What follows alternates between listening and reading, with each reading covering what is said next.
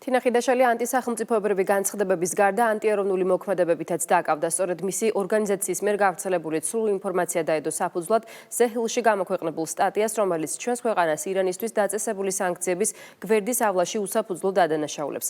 სტატიას აზიარებს საერთაშორისო გამჭვირვალობა საქართველოს ხელმძღვანელი. ეკა გიგაური საქართველოს წინააღმდეგ უარგუმენტო და მტრულ ბრალდებას ერთში იმეორებს. იგივე პოზიცია აქვს ნაციონალურ მოძრაობასაც. ირანში მიმდინარე მოვლენების ფონზე ქვეყნისთვის საფრთხის შემცველი დეზინფორმაციის გავრცელება საქართველოს ღალატის ტოლფასად ფასდება მმართველ გუნდში.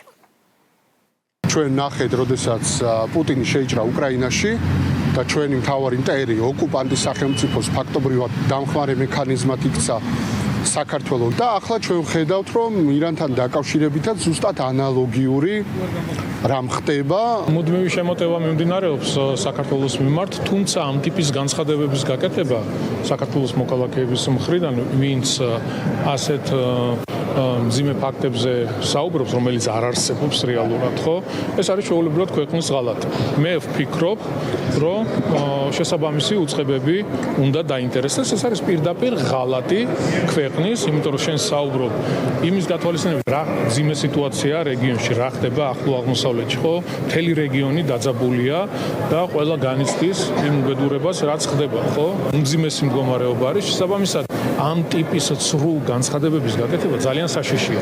ძალიან საშიშია ქვეყნის უსაფრთხოებისთვის, ჩვენი ქვეყნის მოსახლეობისთვის. საქართველოში არიან ადამიანები, არასამთავრობო ორგანიზაცია იქნება, ცალკეული ადამიანები და პოლიტიკოსებად წოდებული, რომლებსაც მიაჩნიათ, რომ აი ასეთი მეთოდით შეიძლება მიაღწიონ მთავარ მიზანს, რასაც გარედან კარნახობენ, რომ როგორმე მოხდეს ისე, რომ საქართველოში ვითარება შეიცვალოს, ისეთი პროცესები განვითარდეს, როდესაც გრევა იქნება შეუქცევად. არანაირი ესეთი ფაქტი არც უკრაინასთან დაკავშირებით, მით უმეტეს არც ირანთან დაკავშირებით, არც დადგენილა, არც დადგინდება, იმიტომ რომ რეალობაში არ არსებობს.